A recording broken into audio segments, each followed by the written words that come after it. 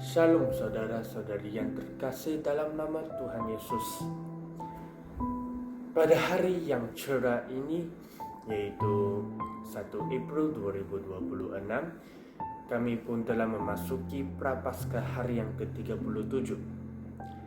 Dan saudara-saudari yang terkasih, pada hari ini saya akan membaca dan menerangkan firman Tuhan yang bertajuk Kesyukuran dan Pengabdian dalam Tindakan, yang dipetik daripada firman Matius pasal 26 ayat 1 hingga 16. Mari saya baca firman ini. Rancangan untuk membunuh Yesus. Ayat pertama.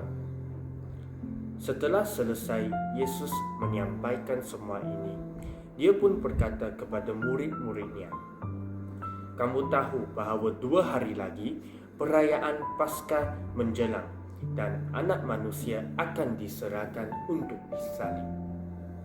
Ketua-ketua imam, ahli Taurat dan tua-tua berhimpun di istana imam besar yang bernama Kayafas. Mereka bersepakat untuk memerangkap Yesus secara tipu daya dan membunuhnya. Tetapi mereka berkata, janganlah pada waktu perayaan, takut orang merusuh." Yesus dituangi minyak. Ayat ke-6. Apabila Yesus berada di Betania, di rumah Simon yang menghidap penyakit kusta, seorang wanita mendekatinya dengan membawa kendi bualam berisi minyak wangi yang amat mahal. Lalu menuangkan minyak itu ke atas kepalanya ketika dia sedang duduk bertelekan di meja. Apabila murid-muridnya melihat perbuatan wanita itu, mereka marah lalu berkata, "Mengapa membazir begini?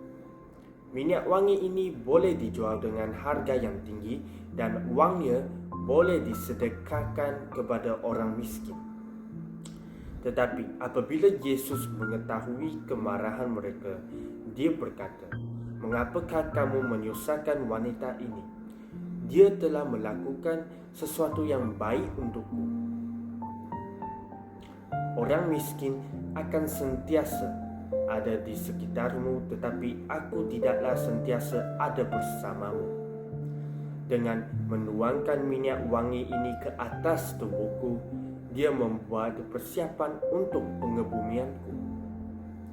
Sesungguhnya aku berkata kepadamu, di mana-mana pun kelak Injil ini disebarkan di serata dunia, apa yang telah dilakukan oleh wanita ini akan dikisahkan juga sebagai kenangan kepadanya. Yudas mengkhianati Yesus. Selepas itu, seorang daripada 12 murid Yesus yang bernama Yudas Iskariot pergi kepada ketua-ketua imam. Dia berkata kepada mereka, "Apakah yang sanggup kamu berikan kepadaku kalau ku serahkan dia kepadamu?" Mereka memberinya 30 keping wang perak. Dan ayat terakhir yaitu ayat ke-16. Sejak itu dia pun mencari peluang untuk mengkhianati Yesus. Petikan ini bermula dengan para pemimpin agama yang merancang untuk membunuh Yesus. Ia berakhir dengan Yudas mengkhianati Yesus.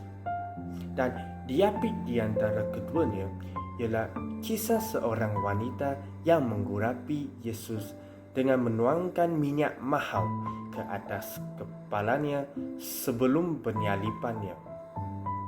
Dan di tengah-tengah semua kebencian dan kejahatan, Dia menunjukkan kasih dan pengabdian yang tulen, menggunakan sesuatu yang sangat berharga yaitu minyak yang sangat mahal untuk menghormati Yesus. Dan rohnya merasakan bahawa dia sedih dan dia berusaha sedaya upaya untuk melayaninya. Namun, walau bagaimanapun, para pengikut yang menganggap diri mereka benar tidak menyedari betapa sedihnya guru mereka. Mereka mengkritik dan memarahi wanita itu kerana wanita itu membazir minyak yang mahal itu yang boleh disedekahkan kepada orang miskin. Tetapi Yesus segera mempertahankannya dan memujinya atas tindakan pengabdiannya yang penuh kasih. Mengapa dia menunjukkan pengabdian sedemikian kepada Yesus? Injil Yohanes mengenal pasti wanita ini sebagai Maria dari Betania.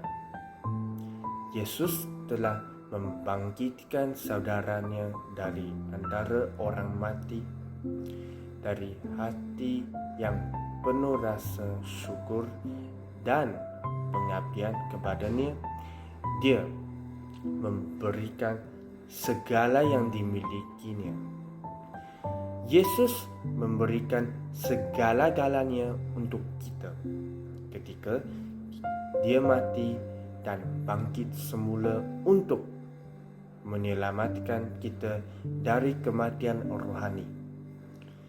Satu-satunya respons yang sesuai adalah agar hati kita dipenuhi dengan rasa syukur dan pengabdian kepadanya yang telah membayar hutang yang tidak pernah dapat kita bayar. Saudara-saudari, renungan pada hari ini, adakah Anda merenungkan semua yang Yesus derita bagi pihak Anda? Adakah Anda membalas dengan rasa syukur dan pengabdian kepadanya? Atau adakah Anda tidak melihat atau memahami semua yang telah Dia lakukan untuk Anda? Yesus berkata kepada Anda, "Aku telah memberikan hidupku untukmu. Apa yang telah kau lakukan untukku?" Saudara-saudari, mari kita berdoa. Ya Bapa kami yang di syurga, bantulah kami untuk memupuk hati yang suci dan penuh kasih sayang seperti Maria untuk-Mu Tuhan. Tuhan, semoga kami tidak pernah lupakan dan kehilangan rasa syukur dan pengabdian kami kepada-Mu Tuhan. Kami berdoa dalam nama Tuhan Yesus Kristus. Amin.